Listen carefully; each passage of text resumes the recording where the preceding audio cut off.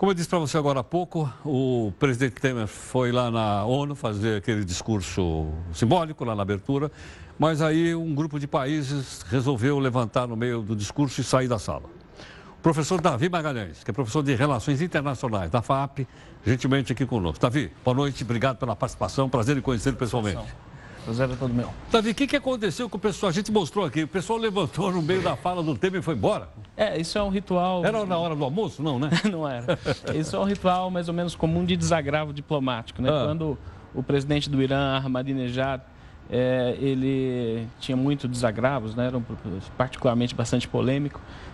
Então era comum que alguns países, né, que se sentiam mais... Israel, por exemplo, provavelmente saía até algumas vezes Estados Unidos, países da União Europeia. E nesse caso específico, né, foram países que já haviam emitido sinais de descontentamento com o processo de impeachment que ocorreu aqui. Exatamente. Então, foi uma resposta. Já tinham dado sinais no passado, durante o processo, e depois que o Senado referendou o processo, e alguns países deles, como Bolívia, Venezuela, né, Nicarágua, Cuba, né, chegaram até chamar seus embaixadores para consulta. Então, esses sinais já foram dados no passado. Eu acho que não houve, digamos, grande novidade, né?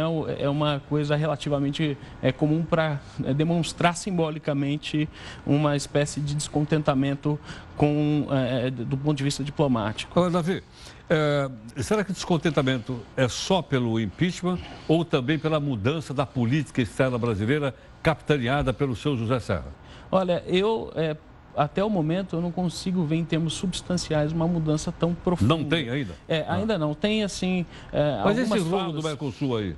Então, tem algumas falas e tem alguns posicionamentos específicos do Ministério das Relações Exteriores, na caso, pessoalmente, da persona do José Serra.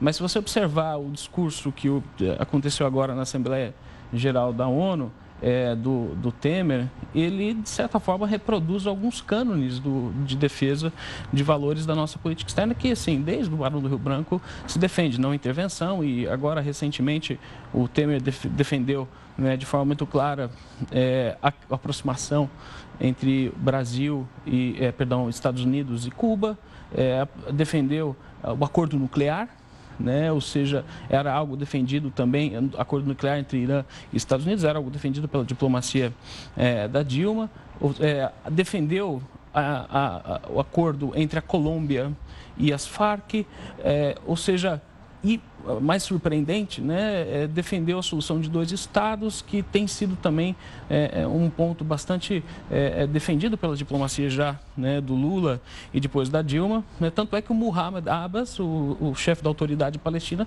veio conversar depois com o Temer e elogiar.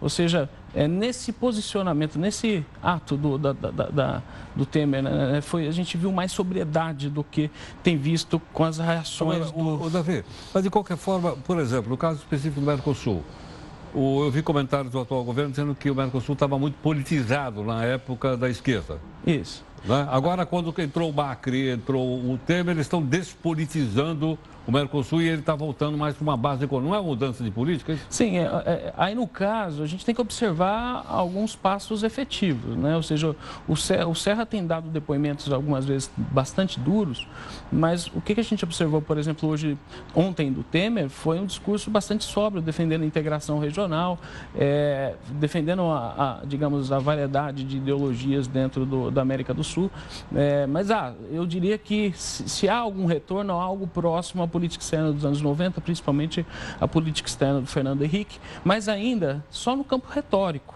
Né? No campo prático, não? No campo prático ainda não se produziu nada. Mas o fato por exemplo, a Venezuela tirou o embaixador. Sim. Isso não é no campo prático? Quer dizer... Do ponto de vista dela, sim, algumas notas mais duras do Itamaraty em relação a esses países mais à esquerda, mas de forma geral, assim, você não consegue encontrar movimentos concretos da política externa brasileira que mostre um rumo totalmente diferente. Há alguns Essa sinais. reaproximação com os Estados Unidos. Nós temos trazido aqui o pessoal do PT e tal, tem batido dizendo que não, agora nós vamos falar grosso com a Bolívia e falar fino com os Estados Unidos. Eu acho que entra dentro digamos, de uma disputa de narrativas, né? No caso, a gente observou já no segundo governo da Dilma, essa necessidade de aproximação. O ministro Mauro Vieira, a primeira viagem que a Dilma fez no mandato dela foi para os Estados Unidos numa tentativa de normalizar as relações com os Estados Unidos depois do escândalo da NSA, né, e que a Dilma decidiu não fazer a visita oficial aos Estados Unidos e houve uma mudança de postura já no segundo mandato da Dilma. Então, essa normalização, esse reatamento com os Estados Unidos, eu acho que, por exemplo, é uma continuidade do que já havia sido produzido anteriormente. Eu não vejo nada a não ser, digamos que uma diferença de abordagem que é da própria do ministro Serra, que vamos dizer que não é exatamente uma pessoa talhada para o ofício da diplomacia. Não? Ele não é muito diplomata. Exatamente. Né? Você pegar figuras dentro do próprio PSDB como o Fernando Henrique, ele tem o dom da sobriedade, da comedimento. Foi também ministro do Itamar Franco. É verdade. Exatamente. Exteriores. E tem apetite por questões de política externa. O ministro Serra já mostrou alguns momentos, né, em entrevistas recentes, né, que não conhece temas importantes da agenda da política externa brasileira.